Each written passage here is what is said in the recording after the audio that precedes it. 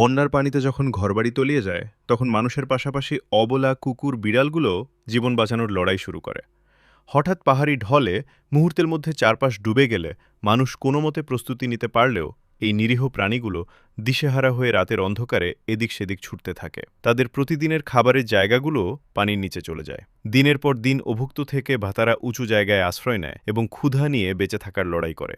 এই নিরীহ প্রাণীগুলো মুখে কষ্টের কথা বলতে পারে না, খাবারও চাইতে পারে না, কিন্তু তাদেরও ক্ষুধা লাগে, তারাও বাঁচতে চায়।